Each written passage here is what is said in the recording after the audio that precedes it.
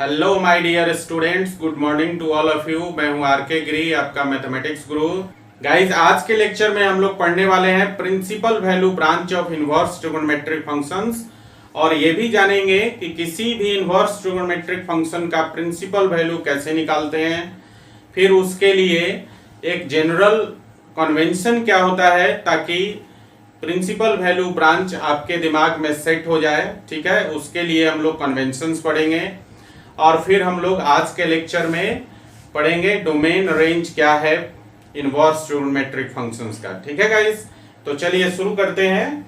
तो सबसे पहला टॉपिक है आज का अपना principal value branch of ITF. Principal value branch of ITF.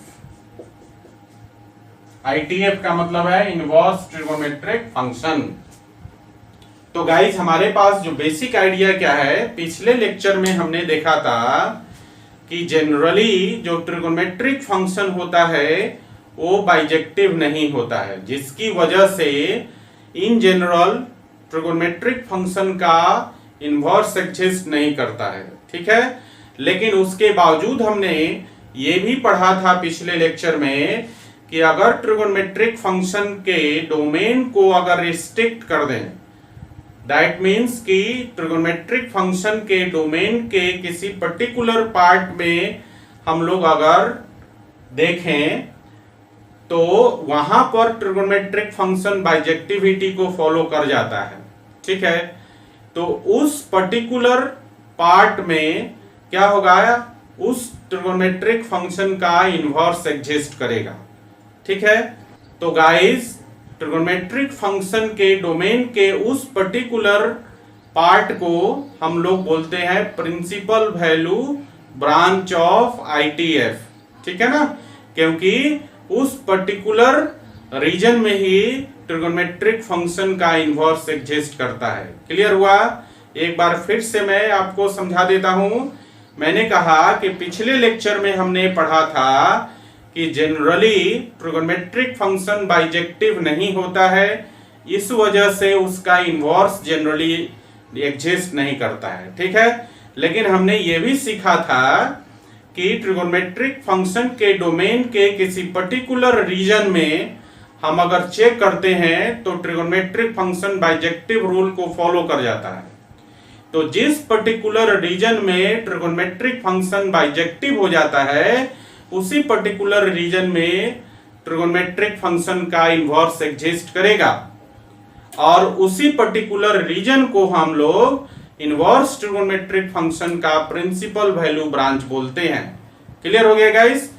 तो देखिए, पिछले लेक्चर में हमने ये भी देखा था, एक फंक्शन साइन इनवर्स को हमने डिफाइंड किया था, साइन इनवर्स एक्स को, और हमने देखा था कि साइन इनवर्स एक्स जो है वो -90 डिग्री से लेकर +90 डिग्री के बीच में ही जो था वो डिफाइंड था। तो साइन थीटा का मतलब जो ट्रिगोनोमेट्रिक फंक्शन साइन थीटा है, उसका जो डोमेन का पार्ट हो गया -90 डिग्री से +90 डिग्री तक, जिसमें साइन थीटा का inverse sine inverse x exist करता है, उस रीजन को, ठीक है ना, उसी रीजन को हम लोग प्रिंसिपल वैल्यू ब्रांच बोलेंगे। क्लियर हुआ गाइस? तो देखिए जरा, तो एक तरफ हम लिखेंगे आईटीएफ और दूसरी तरफ हम लोग लिखेंगे principal value branch. Principal value branch, ठीक है ना। देखिए, तो पहला था आपका साइन इनवर्स एक्स, और साइन इनवर्स एक्स का जैसा कि मैंने अभी आपको बताया कि साइन इनवर्स एक्स के लिए हमने पिछले लेक्चर में देखा था कि ये कहां पर डिफाइंड है, -90 डिग्री से +90 डिग्री तक। तो साइन इनवर्स एक्स का प्रिंसिपल वैल्यू ब्रांच हो गया -90 डिग्री से लेकर +90 डिग्री तक। ठीक है, ये प्रिंसिपल वैल्यू ब्रांच है, या इसको आप रेडियन में लिखें तो लिखते हैं -π/2 से +π/2। ठीक है। दूसरा देखिए cos इनवर्स x का प्रिंसिपल वैल्यू ब्रांच क्या होगा गाइस? तो cos थीटा का जो पर्टिकुलर डोमेन है, कोसाइन फंक्शन का जो पर्टिकुलर डोमेन है 0 से पाई, इसी बीच में कोसाइन फंक्शन बाइजेक्टिव रूल को फॉलो करेगा। इसका मतलब है 0 से पाई के बीच में कोसाइन फंक्शन का इनवर्स एग्जिस्ट करेगा। सो गाइस उस पर्टिकुलर रीजन 0 से पाई जो होगा वो cos इनवर्स x का प्रिंसिपल वैल्यू ब्रांच होगा। तो cos इनवर्स x का प्रिंसिपल वैल्यू ब्रांच हो जाएगा 0 से 180 डिग्री। अगर हम लोग इसको हम लोग रेडियन में लिखें तो लिखते हैं 0 to पाई। क्लियर है। तीसरा है आपका tan इनवर्स x। देखिए tan इनवर्स x का जो प्रिंसिपल वैल्यू ब्रांच है गाइस वो होता है -90 से +90 डिग्री तक। यहां ओपन इंटरवल में होगा क्योंकि -90 पर और +90 पर tan डिफाइंड नहीं है। ठीक है ना। तो यहां पर ओपन इंटरवल में होगा और इसको आप रेडियन में लिखें तो ये हो जाएगा आपका ओपन इंटरवल -π/2 to +π/2। क्लियर है। बात समझ में आ रही है ना। tan इनवर्स का प्रिंसिपल वैल्यू ब्रांच हो गया -π/2 से +π/2। क्या हुआ? क्योंकि tan थीटा अपने डोमेन के पर्टिकुलर रीजन -π/2 से +π/2 के बीच में बाइजेक्टिव रूल को फॉलो करेगा, तभी tan इनवर्स वहां एग्जिस्ट करेगा। तो जिस रीजन में tan इनवर्स एग्जिस्ट करता है वही रीजन आपका प्रिंसिपल वैल्यू ब्रांच कहलाता है। ठीक है गाइस। उसके बाद देखिए cot की बात करें हम लोग तो cot इनवर्स x का प्रिंसिपल वैल्यू ब्रांच हो जाएगा आपका 0 to पाई। देखिए 0 डिग्री से 180 डिग्री तक। अगर हम लोग इसको रेडियन में लिखें तो लिखते हैं 0 to पाई। और यहां भी ओपन इंटरवल है। ओपन इंटरवल इसलिए है क्योंकि cot 0 पर और पाई पर अनडिफाइंड हो जाता है। ठीक है ना। इसलिए हम लोग इसको ओपन इंटरवल में लिखते हैं। अगला है आपका 5th number sec inverse x। और sec इनवर्स x जो है इसका प्रिंसिपल वैल्यू ब्रांच आपका 0 से पाई के बीच में ही होता है। ये क्लोज इंटरवल 0 से लेकर 180 डिग्री तक होगा। लेकिन यहां पर जो है आपका आप देखेंगे कि cos 90 पर 0 होता है तो sec अनडिफाइंड हो जाता है। ठीक है ना। तो यहां पर π/2 नहीं होगा, खाली मतलब 90 डिग्री नहीं होगा। इसको हम घटा देते हैं ऐसे करके। ठीक है ना। sec इनवर्स x का प्रिंसिपल वैल्यू ब्रांच 0 से 180 के बीच में होगा, लेकिन सिर्फ 90 डिग्री नहीं होगा क्योंकि sec 90 डिग्री अनडिफाइंड होता है। ठीक है ना। इसको अगर रेडियन में आप लिखें तो आप लिखते हैं क्लोज्ड इंटरवल 0 to पाई और यहां माइनस हम लोग कर देते हैं π/2। ठीक है। 0 से 180 के बीच में डिफाइंड होगा लेकिन 90 डिग्री पर अनडिफाइंड हो जाएगा, इसलिए हम लोग उसको घटा लेते हैं। क्लियर है गाइस। इसी प्रकार जो 6 नंबर है आपका cosec इनवर्स x। देखिए cosec इनवर्स x और cosec इनवर्स x का प्रिंसिपल वैल्यू ब्रांच होता है -90 से +90 डिग्री। लेकिन cosec जो है 0 पर अनडिफाइंड हो जाता है। साइन 0 का वैल्यू 0 होता है तो cosec 0 का वैल्यू अनडिफाइंड हो जाता है। ठीक है। तो cosec इनवर्स x कहां से कहां डिफाइंड होगा? -90 से +90 तक। लेकिन इसमें ये क्लोज इंटरवल में होगा आपका लेकिन कौन सा वैल्यू नहीं होगा, 0 डिग्री नहीं होगा। अगर हम लोग इसको रेडियन में लिखें तो लिखते हैं क्लोज्ड इंटरवल -π/2 से π/2, लेकिन क्या नहीं, 0 नहीं होगा। 0 को घटा लेते हैं। समझ में आया? प्रिंसिपल वैल्यू ब्रांच क्लियर हुआ? एक बार फिर से समझिए। प्रिंसिपल वैल्यू ब्रांच के बारे में मैंने कहा कि जनरली ट्रिगोनोमेट्रिक फंक्शन बाइजेक्टिव नहीं होता है। किसी पर्टिकुलर डोमेन के किसी पर्टिकुलर रीजन में ही ट्रिगोनोमेट्रिक फंक्शन बाइजेक्टिव रूल को फॉलो करता है, तो उसी रीजन में ही उस ट्रिगोनोमेट्रिक फंक्शन का इन्वर्स एग्जिस्ट करता है। ठीक है, तो जिस रीजन में ट्रिगोनोमेट्रिक फंक्शन के डोमेन के जिस रीजन में ट्रिगोनोमेट्रिक फंक्शन बाइजेक्टिव होता है, ठीक है, जिस रीजन में उसका इन्वर्स एग्जिस्ट करता है, उस रीजन को ही हम लोग इन्वर्स ट्रिगोनोमेट्रिक फंक्शन का प्रिंसिपल वैल्यू ब्रांच बोलते हैं। यहां पर मैंने आपको सारे इन्वर्स ट्रिगोनोमेट्रिक फंक्शन का प्रिंसिपल वैल्यू ब्रांच आपको बता दिया है। साइन का प्रिंसिपल वैल्यू ब्रांच -90 से +90 के बीच में, कॉस का प्रिंसिपल वैल्यू ब्रांच 0 से 180 के बीच में, उसी तरह tan इनवर्स x का प्रिंसिपल वैल्यू ब्रांच -90 से +90 के बीच में, यहाँ ओपन इंटरवल में होगा। cot इनवर्स x का हो जाएगा 0 से 180 के बीच में ओपन इंटरवल में, sec का 0 से 180 के बीच में, लेकिन 90 पर अनडिफाइंड होगा। ठीक है ना? और यहाँ cosec का -90 से +90 के बीच में 0 पर अनडिफाइंड होगा। क्लियर है? तो ये था प्रिंसिपल वैल्यू ब्रांच। क्लियर है गाइस?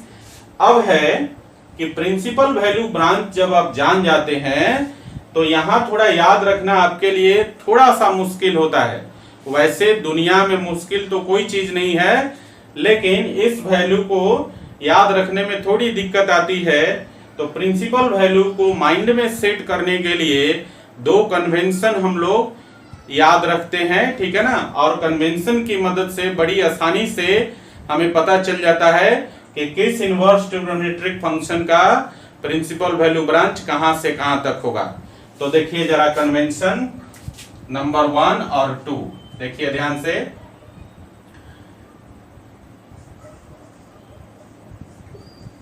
कन्वेंशन 1, कन्वेंशन नंबर 1 देखिए। कन्वेंशन नंबर 1 में ध्यान दीजिए,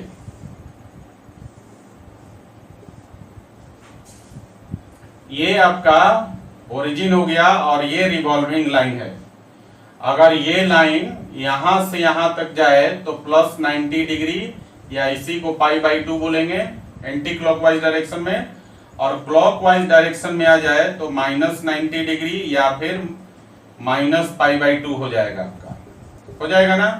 तो देखिए कन्वेंशन नंबर 1 में है कि -90 डिग्री से लेकर +90 डिग्री के बीच में 3 इनवर्स ट्रिगोनोमेट्रिक फंक्शन डिफाइंड होता है। यहां पर आप देख सकते हैं प्रिंसिपल वैल्यू ब्रांच से साइन, tan और cosec 3 इनवर्स ट्रिगोनोमेट्रिक फंक्शन है जिसका, ठीक है ना, -90 डिग्री से +90 डिग्री के बीच में जो है डिफाइंड होता है। समझ रहे हैं ना? मतलब -90 डिग्री से +90 डिग्री के बीच में 3 ऐसे ट्रिगोनोमेट्रिक फंक्शन है साइन, tan और cosec जो बाइजेक्टिव होता है, उस रीजन में उसका इनवर्स एग्जिस्ट करता है।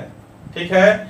तो देखिए कन्वेंशन नंबर 1 में आप देखेंगे कि 3 इनवर्स ट्रिगोनोमेट्रिक फंक्शन है, sine inverse x, tan inverse x and cosec inverse x। cosec inverse x, ये जो 3 इनवर्स ट्रिगोनोमेट्रिक फंक्शन है, इनका प्रिंसिपल वैल्यू ब्रांच -π से लेकर -π/2 से लेकर +π/2 तक होता है। मतलब -90 डिग्री से लेकर +90 डिग्री तक होता है। क्लियर है? तो ऐसे याद रखेंगे तो आसानी से याद हो जाएगा। और दूसरा कन्वेंशन देखिए जरा, दूसरा कन्वेंशन है गाइस, देखिए ये आपका ओरिजिन हो गया और ये आपका रिवॉल्विंग लाइन है OA, और ये एंटी क्लॉकवाइज डायरेक्शन में रोटेट करके OB पर आ जाता है, ठीक है ना। तो आप देखेंगे कि यहां से लेकर OA से लेकर OB तक के बीच का एंगल कितना बनेगा, 180 डिग्री। अब देखिए 0 से, और यहां पर एंगल 0 डिग्री, 0 से 180 डिग्री के बीच में बाकी के 3 इनवर्स ट्रिगोनोमेट्रिक फंक्शन डिफाइंड है, जहां उसका इनवर्स एग्जिस्ट करता है। देखिए कौन कौन सा है, कॉस हो गया, उसके बाद आप देखिए कॉट हो गया, कॉस कहां से कहां डिफाइंड है, 0 से 180, कॉट 0 से 180, और कॉस यहां सेक जो है 0 से 180। तो 0 से 180 के बीच में 3 इनवर्स ट्रिगोनोमेट्रिक फंक्शन डिफाइंड है, वो है आपका cos inverse x, sec inverse x and cot inverse x। ये जो 3 इनवर्स ट्रिगोनोमेट्रिक फंक्शन है, इसका प्रिंसिपल वैल्यू ब्रांच 0 डिग्री से 180 डिग्री के बीच में लाई करेगा।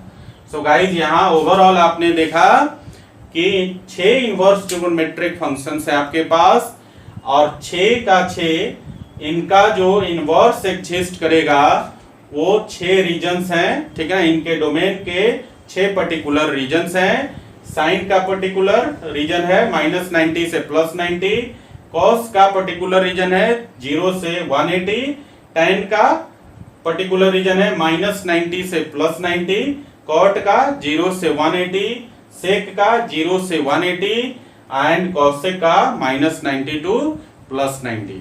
ये पर्टिकुलर रीजन था जिनको हम लोग बोलते हैं principal value branch of inverse trigonometric functions, ठीक है। और इन 6 वैल्यूज को, इस 6 पर्टिकुलर रीजन्स को हमने 2 कन्वेंशंस में डाल दिया, जिसको बहुत ही आसानी से याद रख सकते हैं। -90 से +90 डिग्री तक 3 इनवर्स ट्रिगोनोमेट्रिक फंक्शन डिफाइंड है, sine inverse x, tan inverse x and cosec inverse x। 0 से 180 तक देखिए, 0 से 180 तक के बीच में बाकी के 3 इनवर्स ट्रिगोनोमेट्रिक फंक्शन डिफाइंड है, cos inverse x, sec inverse x and cot inverse x। तो इसको जरा आप लिख लीजिए, फिर हम लोग आगे बढ़ते हैं। तो गाइस अगला टॉपिक है प्रिंसिपल वैल्यू ऑफ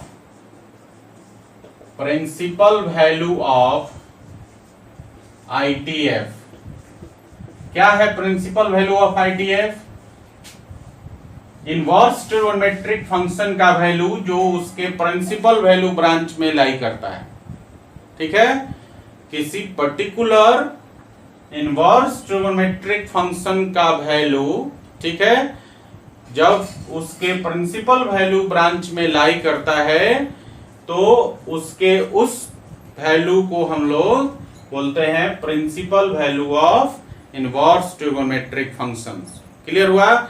एक बार फिर से समझिए, मैंने कहा कि जब किसी पर्टिकुलर पॉइंट पर, ठीक है ना, किसी इनवर्स ट्रिगोनोमेट्रिक फंक्शन का वैल्यू उसके प्रिंसिपल वैल्यू ब्रांच में लाई करे तो उस वैल्यू को हम लोग इनवर्स ट्रिगोनोमेट्रिक फंक्शन का प्रिंसिपल वैल्यू बोलते हैं।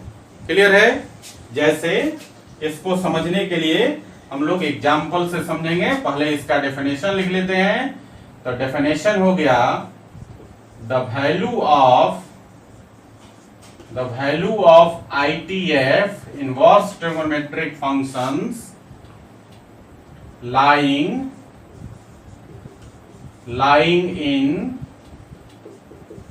in its principal value branch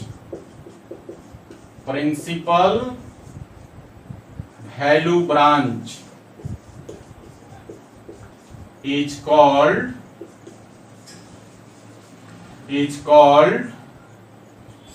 its principal value। Clear हुआ? इनवर्स ट्रिगोनोमेट्रिक फंक्शन का वैल्यू जो उसके प्रिंसिपल वैल्यू ब्रांच में लाई करे उसको हम लोग principal value of inverse trigonometric function कहते हैं। अब इस कंसेप्ट को हम लोग एग्जाम्पल के थ्रू समझने का प्रयास करेंगे। देखिए कैसे, ध्यान दीजिए। जैसे आपसे कोई क्वेश्चन करता है,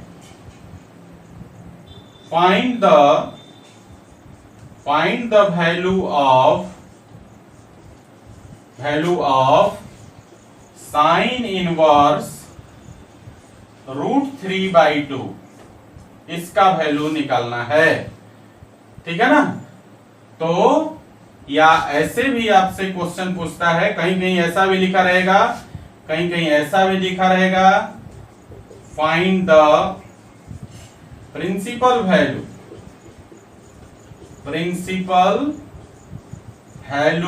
ऑफ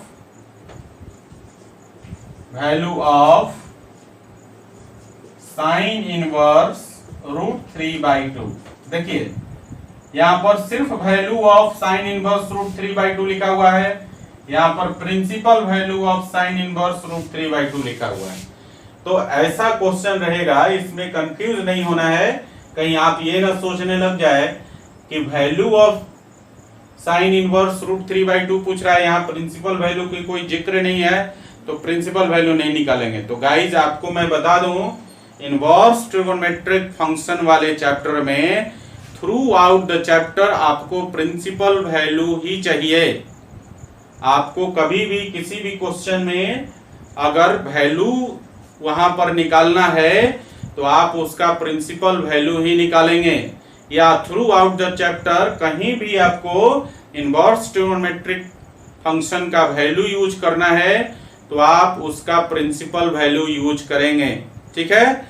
तो चाहे आपका लिखा हुआ रहे कि find the value of sine inverse √3/2, या फिर लिखा रहा है find the principal value of sine inverse √3/2, दोनों सेम है, कंफ्यूजन नहीं होना चाहिए, ठीक है गाइस।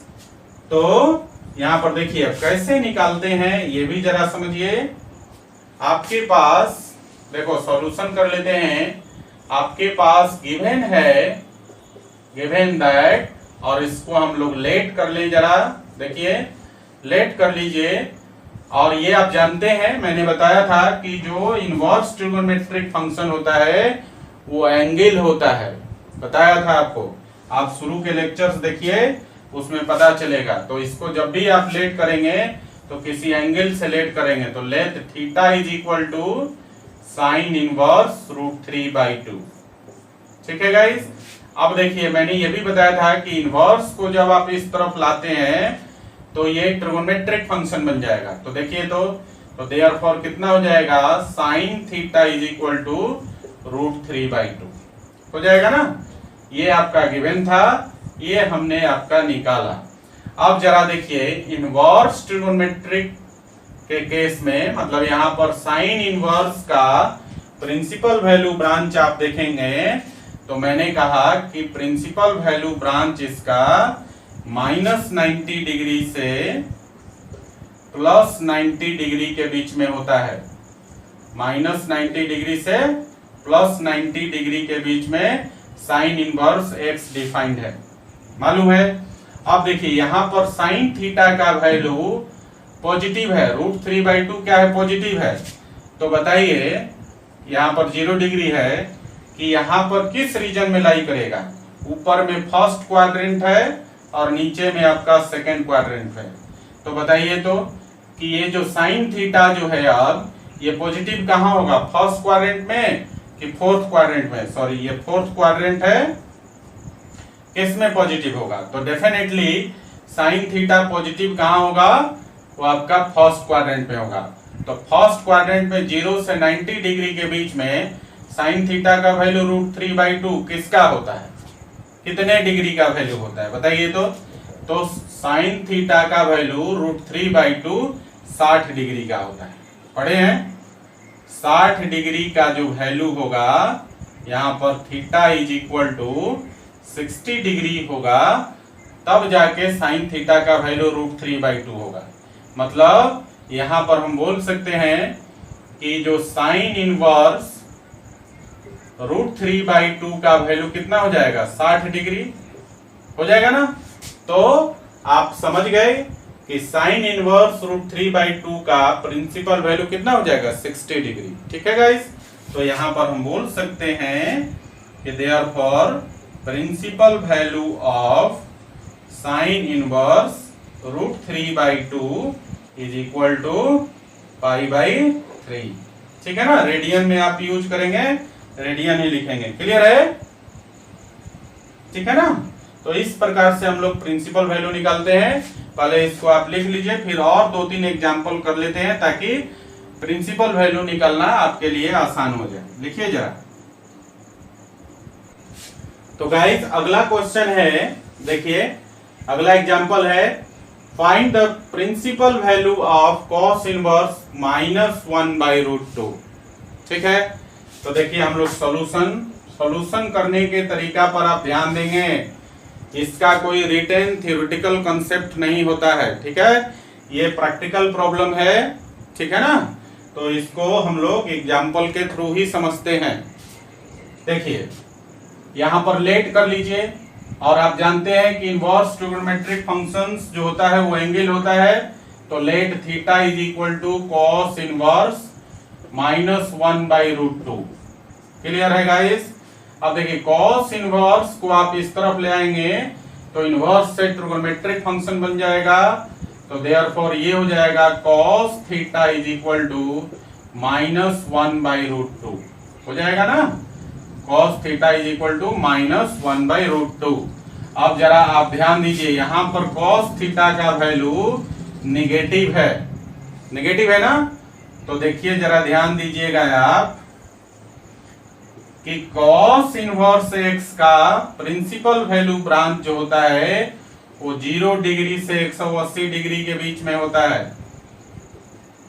फिर से एक बार समझिए, मैंने कहा कि cos इनवर्स x के केस में इसका प्रिंसिपल वैल्यू ब्रांच 0 से 180 डिग्री के बीच में होता है। अभी कन्वेंशन पढ़ा ना, cos, sec और cot, ये जो 3 इनवर्स ट्रिगोनोमेट्रिक फंक्शंस हैं, इसका प्रिंसिपल वैल्यू ब्रांच 0 से 180 डिग्री के बीच में होता है। जबकि other 3 sine inverse x, cosec inverse x और tan इनवर्स x, उन तीनों का प्रिंसिपल वैल्यू ब्रांच -90 डिग्री से +90 डिग्री के बीच में होता है। ठीक है गाइस, तो यहां पर चूंकि cos इनवर्स है तो cos इनवर्स का जो प्रिंसिपल वैल्यू ब्रांच हो जाएगा 0 से 180 डिग्री के बीच में। ये आपका 2 क्वाड्रेंट इन्वॉल्व करता है, फर्स्ट क्वाड्रेंट और सेकेंड क्वाड्रेंट। क्लियर है? अब देखिए जरा कि यहां पर जो cos थीटा का वैल्यू -1/2 आया, ये आपका लेस देन 0 है, 0 से छोटा है, नेगेटिव है। तो बताइए कि cos नेगेटिव कहां होगा, फर्स्ट क्वाड्रेंट में होगा कि सेकेंड क्वाड्रेंट में होगा? बताइए जरा। बिल्कुल, जो cos है वो नेगेटिव कहां होगा, सेकेंड क्वाड्रेंट में, क्योंकि फर्स्ट क्वाड्रेंट में तो सारे ट्रिगोनोमेट्रिक फंक्शन पॉजिटिव होते हैं। तो डेफिनेटली ये जो वैल्यू है -1/2 वो कहां मिलेगा, सेकेंड क्वाड्रेंट में। तो आप जरा ध्यान से सोचिए कि cos कितने डिग्री का वैल्यू -1/√2 होगा। तो आपको मैंने बेसिक ट्रिगोनोमेट्री में 11th क्लास में पढ़ाया था कि जो cos का 45 डिग्री का वैल्यू होगा वही वैल्यू आपका 135 डिग्री का होगा। ये 1/√2 किसका वैल्यू है, cos 45 का है। तो सेकेंड क्वाड्रेंट में सेम वैल्यू जो होगा वो cos 135 डिग्री का होगा। तो इसका मतलब है कि सेकेंड क्वाड्रेंट में cos का ये वैल्यू -1/√2 मिल रहा है। तो यहां पर जो एंगल होगा थीटा का वैल्यू कितना हो जाएगा, वो हो जाएगा आपका 135 डिग्री। तो इसका मतलब ये हुआ गाइस कि 130 थीटा का वैल्यू अगर 135 डिग्री लिखें तो यहां पर cos इनवर्स -1/√2 का वैल्यू हो जाएगा 135 डिग्री। बात समझ में आ रही है? समझ रहे हैं ना? सो गाइस, cos इनवर्स -1/√2 का प्रिंसिपल वैल्यू क्या हो जाएगा, 135 डिग्री, 135 डिग्री। ठीक है ना? तो देयरफॉर हम बोल सकते हैं कि principal value of cos inverse minus 1/√2 is 135 को कितना लिखते हैं बताइए जरा, रेडियन में अगर लिखें तो यहां पर जनरली जो है प्रिंसिपल वैल्यू को रेडियन में ही लिखिएगा, ठीक है, क्योंकि मैक्सिमम जो बुक्स हैं आपके पास मार्केट में या आपके पास अवेलेबल है उन सब में प्रिंसिपल वैल्यू जो है इनवर्स ट्रिगोनोमेट्रिक फंक्शन का वो रेडियन में ही एक्सप्रेस किया हुआ है। क्लियर है गाइस? तो बताइए जरा यहाँ पर कि क्या हो जाएगा अगर इसको हम लोग रेडियन में लिखें। देखो 45 को हम लिखते हैं π/4 और 135 कितना गुना है, 45 से 3 गुना है तो 3π/4। So guys principal value of cos inverse minus 1/√2 is 3π/4। Clear है? ये हो गया आपका। और क्वेश्चन देख लेते हैं आगे, देखिए ध्यान से। अगला एग्जाम्पल है फाइंड प्रिंसिपल वैल्यू ऑफ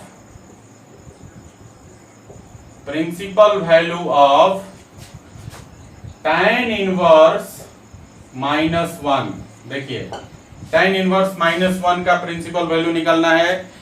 आपको मैं फिर से एक बार बोल रहा हूं, इसके तरीकों पर ध्यान दीजिए कैसे मैं निकाल रहा हूं, ठीक है। तो देखिए जरा क्या करेंगे सॉल्यूशन के लिए, लेट कर लीजिए theta is equal to tan inverse -1। तो tan इनवर्स को आप इधर ले जाएंगे तो हो जाएगा therefore tan theta is equal to -1। अब देखिए यहाँ पर tan थीटा का जो वैल्यू है वो आपका 0 से छोटा हो गया, नेगेटिव हो गया। और tan इनवर्स के केस में प्रिंसिपल वैल्यू ब्रांच जो होता है गाइस वो हो जाता है आपका, बताइए, यस, ये होता है -90 डिग्री से लेकर +90 डिग्री तक। ये रीजन है tan इनवर्स का। -90 से +90 के बीच में 3 इनवर्स ट्रिगोनोमेट्रिक फंक्शन होता है। कौन कौन? Sine inverse x, cosec inverse x and tan inverse x। ठीक है गाइस? तो यहां पर आपने देखा कि tan इनवर्स का जो प्रिंसिपल वैल्यू ब्रांच है -90 से +90 के बीच में लाई करता है। अब देखेंगे ये जो रीजन है इसमें 2 क्वाड्रेंट इन्वॉल्व है, फर्स्ट क्वाड्रेंट और फोर्थ क्वाड्रेंट इन्वॉल्व है। अब जरा देखिए यहाँ पर इक्वेशन 1 में जो tan थीटा का वैल्यू आया वो नेगेटिव है, 0 से छोटा है। तो आप बताइए कि tan थीटा फर्स्ट में या फोर्थ में किस में नेगेटिव होता है? तो डेफिनेटली जो है tan थीटा फोर्थ क्वाड्रेंट में नेगेटिव होगा, क्योंकि फर्स्ट क्वाड्रेंट में तो सारे ट्रिगोनोमेट्रिक फंक्शन पॉजिटिव होते हैं गाइस। तो अब आपको ध्यान देना है कि चलिए ये क्वाड्रेंट तो डिसाइड हो गया कि किस क्वाड्रेंट में tan थीटा नेगेटिव होगा। लेकिन अब सोचिए कि जो -1 वैल्यू है वो tan थीटा के कितने डिग्री का, थीटा के कितने डिग्री पर इसका tan थीटा का वैल्यू -1 हो जाएगा। तो डेफिनेटली tan थीटा 45 डिग्री का वैल्यू 1 होता है, तो tan -45 डिग्री का वैल्यू -1 हो जाएगा। तो गाइज यहां से थीटा का वैल्यू -45 डिग्री अगर कर दें तो tan यहाँ -45 डिग्री का वैल्यू -1 हो जाएगा ना। तो इसका मतलब ये हुआ कि देयरफॉर अब इस tan को इस तरफ ले जाएंगे तो ऐसा भी लिख सकते हैं ना, tan inverse -1 is equal to -45 degree. और इसी को आप ऐसा लिख सकते हैं कि tan inverse -1 is equal to -π/4 लिख सकते हैं। सो गाइज आप बोल सकते हैं अब कि principal value of tan inverse -1 is -π/4 और ये आंसर हो जाएगा। क्लियर?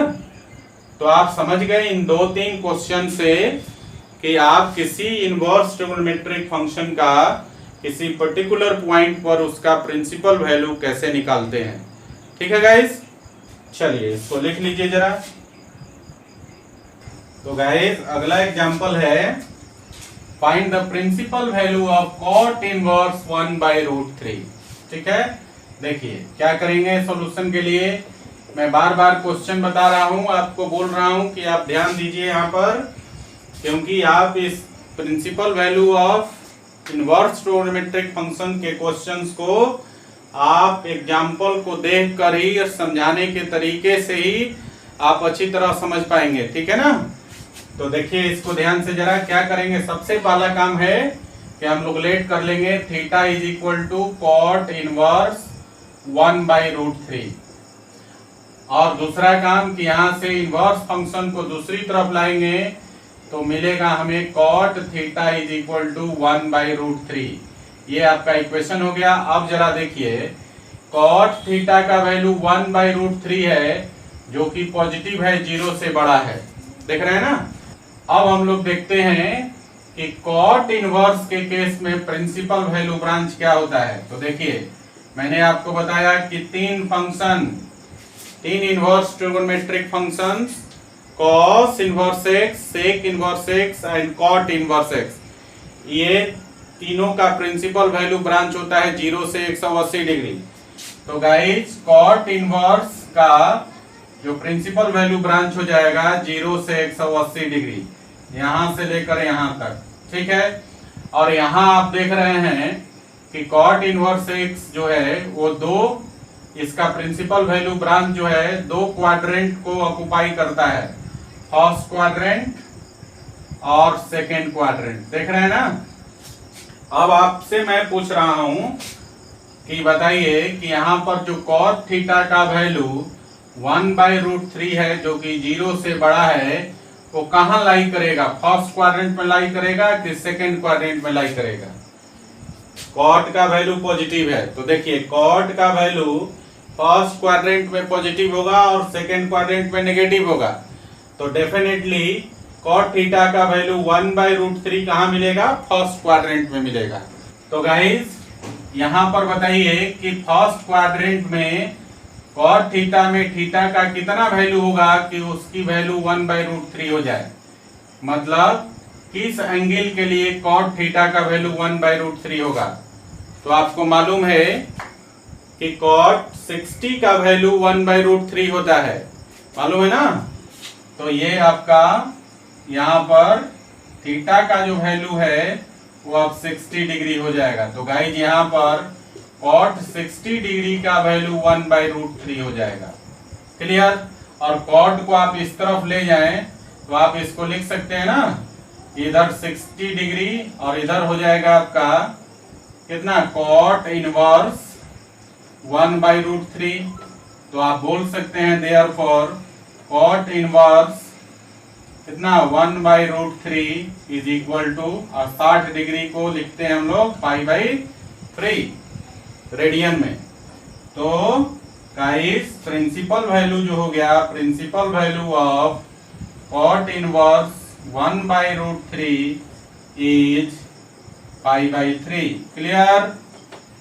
इस प्रकार से हम लोग principal value inverse trigonometric function का निकालते हैं। चलिए एक क्वेश्चन और कर लेते हैं हम लोग। और अगला जो क्वेश्चन है गाइस, ये है आपका, देखिए अगला एग्जांपल है फाइंड द वैल्यू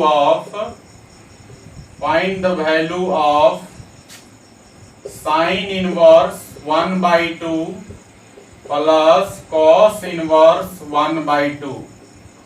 इसका वैल्यू निकालना है, क्या होगा। ठीक है।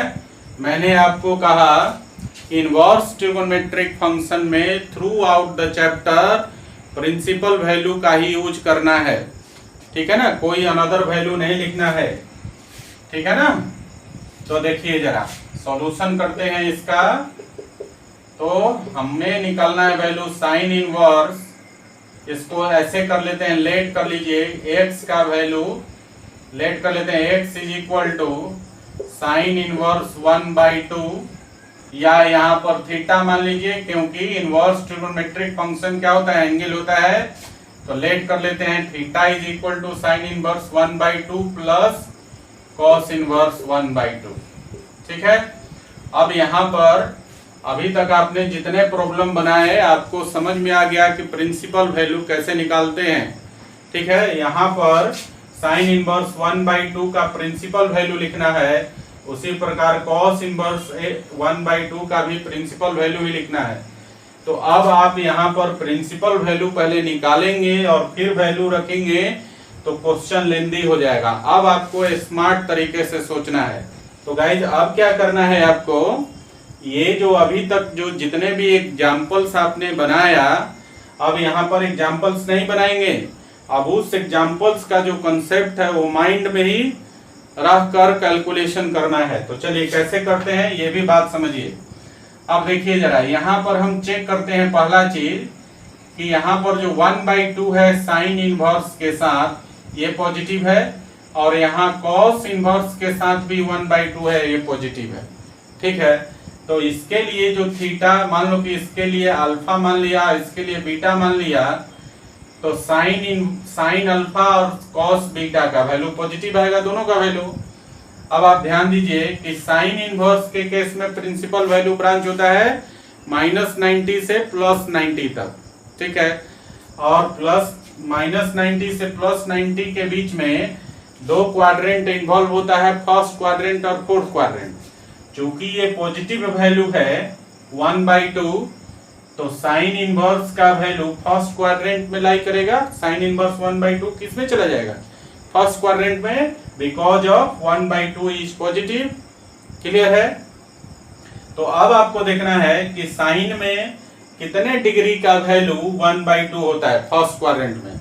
तो डेफिनेटली आप कहेंगे कि 30 डिग्री का वैल्यू, साइन में 30 डिग्री का वैल्यू 1/2 होता है। तो गाइस सो सिंपल हम बोल सकते हैं कि साइन इनवर्स 1/2 का वैल्यू 30 डिग्री होगा, और 30 डिग्री को हम लोग रेडियन में π/6 लिखते हैं। क्लियर। चलिए अब हम लोग यहाँ पर आते हैं सेकेंड टर्म पे, कॉस इनवर्स 1/2 है। हमने कहा कि यहाँ 1/2 पॉजिटिव है। क्लियर है ना। और कॉस इनवर्स का जो प्रिंसिपल वैल्यू ब्रांच होता है 0 से 180 के बीच में होता है। अब 0 से 180 के बीच में दो क्वाड्रेंट इन्वॉल्व होता है, फर्स्ट क्वाड्रेंट और सेकेंड क्वाड्रेंट। तो आपको देखना है कि कॉस किस क्वाड्रेंट में पॉजिटिव होगा, फर्स्ट में होगा कि सेकेंड में होगा। तो डेफिनेटली फर्स्ट क्वाड्रेंट में पॉजिटिव होगा, क्योंकि यहाँ पर वैल्यू कितना है, कॉस इनवर्स के साथ 1/2 पॉजिटिव है। तो कॉस इनवर्स 1/2 कहाँ लाई करेगा, फर्स्ट क्वाड्रेंट में। ठीक है। अब आपको क्या सोचना है कि फर्स्ट क्वाड्रेंट में 1/2 कॉस में कितने एंगल का वैल्यू होता है। क्या मैंने बोला कि कॉस में कितने एंगल का वैल्यू 1/2 के बराबर होता है। तो डेफिनेटली फर्स्ट क्वाड्रेंट में 60 डिग्री का वैल्यू अगर कॉस में निकाला जाए तो उसका वैल्यू 1/2 होता है। क्यों, कॉस 60 डिग्री के वैल्यू 1/2 होता है ना। तो आपको पता चल गया कि कॉस इनवर्स 1/2 का वैल्यू कितना होगा, फर्स्ट क्वाड्रेंट में 60 डिग्री के बराबर। और 60 डिग्री किसके, रेडियन में किसके बराबर हो जाएगा, तो π/3 के बराबर। क्लियर है ना। तो कॉस इनवर्स 1/2 का वैल्यू π/3 हो गया, और साइन इनवर्स 1/2 का वैल्यू π/6 हो गया। अब इसको कैलकुलेट कर लीजिए। तो 6 3 का एलसीएम 6 हो गया, तो ये पाई हो गया। 6 में 6 1 टाइम गया, और 6 में 3 से भाग लगाएंगे तो 2 टाइम जाएगा, तो 2 में पाई से गुना करेंगे 2 पाई हो गया। तो पाई प्लस 2 पाई मिलकर कितना हो गया गाइस, 3 π/6। और 3 से 6 कटा सकते हैं तो कितना बच गया, 2 टाइम्स। तो ये हो जाएगा therefore theta is equal to, और ये हो गया आपका π/2। और इसका मतलब ये हो गया, थीटा को हमने इतना माना था, ये पहला इक्वेशन था। तो देखिए तो हम लिख सकते हैं therefore sign inverse 1/2 plus cos inverse 1/2 is equal to π/2। Clear. तो ये आपका आंसर हो गया। तो आप जो है अच्छी तरह समझ गए कि प्रिंसिपल वैल्यू ब्रांच क्या होता है। ठीक है। और किसी भी इनवर्स ट्रिगोनोमेट्रिक फंक्शन का प्रिंसिपल वैल्यू क्या है। ठीक है गाइज।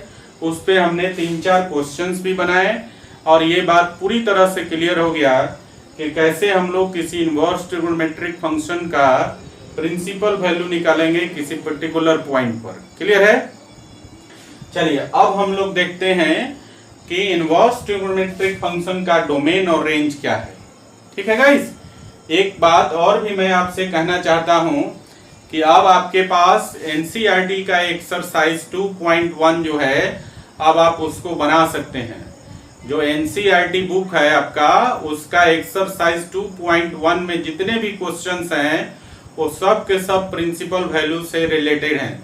उसमें अभी तक जो भी आपने पढ़ा आज के लेक्चर में, उसी से आपका एक्सरसाइज 2.1 पूरी तरह बन जाएगा। ठीक है गाइस, तो आप एक्सरसाइज 2.1 बनाएंगे।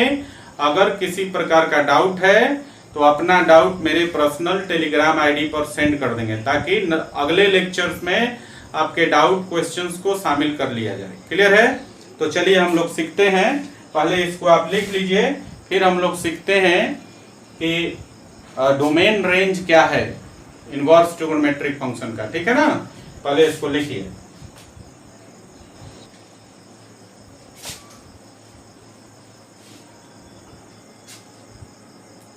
तो गाइस, जो अपना टॉपिक है अब वो है आपका डोमेन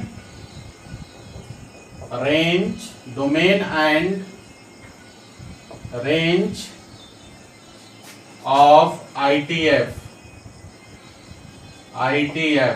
इनवर्स ट्रिगोनोमेट्रिक फंक्शन का डोमेन एंड रेंज। डोमेन और रेंज को हम लोग लिस्ट आउट करने से पहले समझते हैं कि क्या है डोमेन रेंज। तो देखिए जरा, हम लोग पहले समझते हैं, ठीक है ना, फिर हम लोग लिस्ट आउट कर लेंगे यहाँ पर। तो देखिए, तो हम लेते हैं कि लेट कर लीजिए कि आपके पास एक इनवर्स एक ट्रिगोनोमेट्रिक फंक्शन है F theta is equal to, देखिए जरा, F theta is equal to sine theta. ठीक है ना, ये हमारे पास ट्रिगोनोमेट्रिक फंक्शन है। हमको क्या मालूम है कि यहां पर जो ट्रिगोनोमेट्रिक फंक्शन का जो डोमेन होता है, डोमेन जो होता है वो आपका होता है रियल। क्लियर है? यहां पर डोमेन क्या होता है? रियल होता है। थीटा के किसी भी वैल्यू के लिए साइन थीटा डिफाइंड है। और इसका जो रेंज होता है गाइस, इसका जो रेंज होता है वो होता है आपका -1 से क्लोज इंटरवल में -1 से 1 तक, यही होता है। लेकिन हम लोग साथ के साथ ये भी पढ़े हैं कि जब हम लोग इसको इस तरफ ला देते हैं तो ट्रिगोनोमेट्रिक फंक्शन से इनवर्स ट्रिगोनोमेट्रिक फंक्शन बन जाता है। ठीक है ना? एक्चुअली इसको ये थीटा ना मानकर x मान लेते हैं। ठीक है? तो जब आप इसको इधर ला देंगे, ठीक है ना, इससे पहले आप एक बात ये समझिए कि डोमेन रेंज का मतलब क्या है कि यहाँ पर थीटा जो है एक सेट होगा और यहाँ पर आपका जो सेट होगा वो x होगा, और यहाँ से यहाँ आपका x is equal to sine theta जो फंक्शन है वो डिफाइंड है थीटा से x के बीच में, यही ना। तो थीटा के रियल वैल्यू के लिए देखिए, ये पूरा रियल होगा डोमेन इसका। थीटा के रियल वैल्यू के लिए यहाँ पर x का वैल्यू -1 से लेकर, देखिए, -1 से लेकर +1 तक लाई करता है। अभी आपको सिर्फ फिगर से ये समझाने की कोशिश कर रहे हैं कि डोमेन क्या है, रेंज क्या है। ठीक है, ये था आपका क्या, ट्रिगोनोमेट्रिक फंक्शन। लेकिन हमने क्या पढ़ा था कि जब कोई फंक्शन सेट ए से सेट बी में डिफाइंड है तो एक अनदर फंक्शन और एग्जिस्ट करेगा जो सेट बी से सेट ए में डिफाइंड हो। तो जो सेट बी से सेट ए में डिफाइंड होगा वो क्या होगा, सेट ए से सेट बी में डिफाइंड होने वाले फंक्शन का इनवर्स होता है। क्लियर है ना? इसका मतलब है कि जब आप इसको इस तरफ करेंगे तो ये साइन इनवर्स एक्स हो जाएगा, और यहां पर आपका हो जाएगा, अब जरा ध्यान दीजिए, जब साइन को इस तरफ लाएंगे तो ये हो जाएगा आपका अब क्या कि थीटा इज इक्वल टू हो जाएगा साइन इनवर्स एक्स, ये हो जाएगा।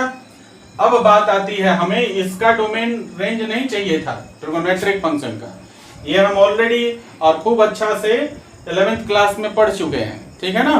हमको चाहिए कि इनवर्स ट्रिगोनोमेट्रिक फंक्शन का डोमेन और रेंज क्या है। ठीक है, तो देखिए जरा, अब इसको अब डायग्राम से दिखाएंगे, एरो डायग्राम से।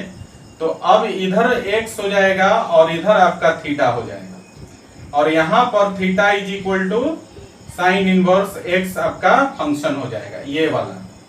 ठीक है ना। तो यहां पर जो वैल्यू होगा एक्स का वैल्यू क्या हो जाएगा, यहां -1 से लेकर और यहां पर 1 तक होगा, और इधर जो रेंज आएगा इस तरफ, ये आपका अब चेंज हो जाएगा, क्योंकि हमने पढ़ाया था आपको कि जनरली जो होता है ट्रिगोनोमेट्रिक फंक्शन बाइजेक्टिव नहीं होता है। किसी पर्टिकुलर डोमेन में ही, डोमेन के किसी पर्टिकुलर पार्ट में ही बाइजेक्टिविटी क्या होती है, एग्जिस्ट करती है। ठीक है, तो यहां पर आप क्या देख रहे हैं, इस तरफ जो था, ये जो इसका रेंज था ट्रिगोनोमेट्रिक फंक्शन का, वो आपका इनवर्स ट्रिगोनोमेट्रिक का डोमेन बन रहा है ना। तो इसका मतलब ये हुआ कि जो इसका डोमेन है ट्रिगोनोमेट्रिक फंक्शन का, वो रेंज होगा। लेकिन यहां तो डोमेन क्या है, रियल है। ट्रिगोनोमेट्रिक फंक्शन का डोमेन रियल है ना। लेकिन हम जानते हैं कि रियल वैल्यू के लिए, ठीक है ना, ट्रिगोनोमेट्रिक फंक्शन बाइजेक्टिव रूल को फॉलो नहीं करता है। क्या करता है, अपने डोमेन के किसी पर्टिकुलर पार्ट में ही बाइजेक्टिव होता है। तो किस पर्टिकुलर पार्ट में होता है, अभी हमने प्रिंसिपल वैल्यू ब्रांच से समझा कि जो साइन है, साइन थीटा फंक्शन जो है, ये -90 डिग्री से +90 डिग्री के बीच में ही बाइजेक्टिव रूल को फॉलो करता है। तो डेफिनेटली जो डोमेन है अब रिस्ट्रिक्टेड हो जाएगा इनवर्स के केस में। तो इनवर्स में डोमेन क्या हो जाएगा, साइन के लिए आप देखेंगे तो ये हो जाएगा -π/2 से लेकर +π/2। क्लियर है ना। तो आप क्या देख रहे हैं कि जो फंक्शन का डोमेन है वो फंक्शन का रेंज हो जाता है। ठीक है, क्योंकि यहाँ इनवर्स है तो रिस्ट्रिक्टेड रेंज हो जाएगा। मतलब जो फंक्शन का डोमेन है उसका रिस्ट्रिक्टेड पार्ट जो है इनवर्स फंक्शन का रेंज होगा। ठीक है ना। और जो इसका रेंज था ट्रिगोनोमेट्रिक फंक्शन का, वो आपका डोमेन हो जाएगा। ठीक है, तो आपको ये समझना है कि ट्रिगोनोमेट्रिक फंक्शन का जो रेंज होता है वो इनवर्स ट्रिगोनोमेट्रिक फंक्शन का डोमेन हो जाएगा, और जो ट्रिगोनोमेट्रिक फंक्शन का डोमेन होता है उसका पर्टिकुलर पार्ट जिसमें वो बाइजेक्टिव रूल को फॉलो करता है, वो पर्टिकुलर इंटरवल जो होगा वो इनवर्स ट्रिगोनोमेट्रिक फंक्शन का रेंज होगा। क्लियर है ना। चलिए, अब आपको ये बात समझ में आ गया कि ट्रिगोनोमेट्रिक फंक्शन से इनवर्स ट्रिगोनोमेट्रिक फंक्शन में जब हम जाते हैं तो उसका डोमेन और रेंज कैसे बदलता है और क्या होगा। ओवरऑल आपको इन सारी चीजों की जानकारी प्राप्त हो गई। अब हम लोग लिस्ट आउट करेंगे। ठीक है ना। ये बात हम लोग अच्छी तरह समझ गए, इनवर्स ट्रिगोनोमेट्रिक फंक्शन का डोमेन और रेंज क्या है। क्लियर है। चलिए, अब हम लोग इसको लिस्ट आउट करते हैं। ठीक है ना। आप अपनी सुविधा के लिए इसको लिख लीजिएगा। ठीक है, चलिए लिख लीजिए जरा। चलिए, तो आगे बढ़ते हैं गाइस। देखिए,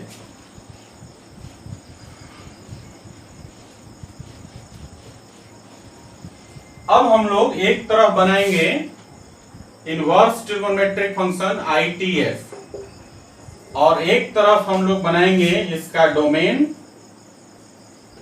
और एक और कॉलम बनाएंगे रेंज का। तो देखिए, तो यहां देखिए, जो पहला है साइन इनवर्स x है, तो डोमेन क्या हो जाएगा, डोमेन हो जाएगा इसका क्लोज्ड इंटरवल -1 से 1 तक, और रेंज हो जाएगा इसका क्लोज इंटरवल -π/2 से +π/2। क्लियर है ना। अभी हमने इसको जस्ट इसके पिछले एग्जांपल में समझा था। इसी प्रकार से बाकी को भी लिस्ट करेंगे।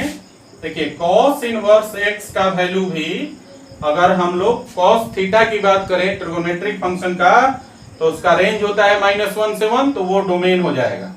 तो cos इनवर्स x का डोमेन हो गया -1 से 1, और रेंज क्या हो जाएगा, प्रिंसिपल वैल्यू ब्रांच हमने देखा था 0 से पाई तक, ठीक है ना, 0 से 180 तक cos इनवर्स x डिफाइंड होता है। तो इसका रेंज हो जाएगा guys close interval 0 to pi, cos inverse x का रेंज हो गया। अब देखिए tan का, तो tan इनवर्स x में बताइए ट्रिगोनोमेट्रिक फंक्शन tan थीटा का रेंज क्या होगा गाइस? तो tan थीटा का रेंज माइनस इंफिनिटी से प्लस इंफिनिटी, चूंकि रियल होता है तो यहां पर इनवर्स ट्रिगोनोमेट्री में वो क्या हो जाता है, डोमेन।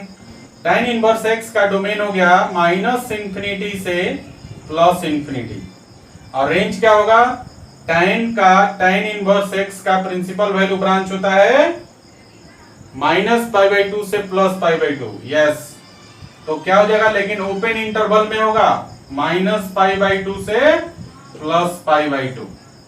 एक तरह से आप ये भी समझिए कि जो रेंज है वो कुछ और नहीं बल्कि इनवर्स ट्रिगोनोमेट्रिक फंक्शन का प्रिंसिपल वैल्यू ब्रांच है, ठीक है ना।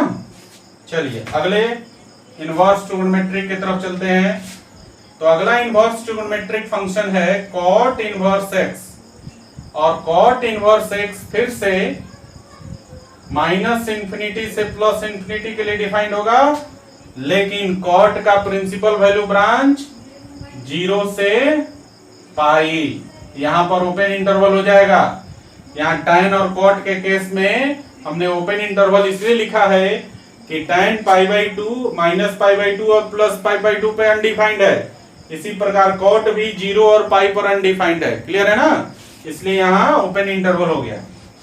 चलिए आगे बढ़ते हैं हम लोग। आगे है sec इनवर्स x।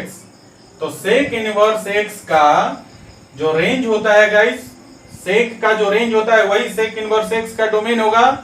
तो रेंज क्या होता है इसका, माइनस इंफिनिटी से -1 तक क्लोज इंटरवल में, इधर ओपन यहां क्लोज, और फिर यूनियन 1 से लेकर इंफिनिटी तक। ये इसका sec इनवर्स x का डोमेन हो जाएगा। जो sec का रेंज होता है वो sec का डोमेन हो गया, लेकिन जो sec का डोमेन होगा अब वो रिस्ट्रिक्टेड हो जाएगा। तो आप जानते हैं sec का जो प्रिंसिपल वैल्यू ब्रांच हमने अभी बताया वो कहां से कहां तक, 0 से पाई तक, और यहां क्लोज्ड इंटरवल में होगा।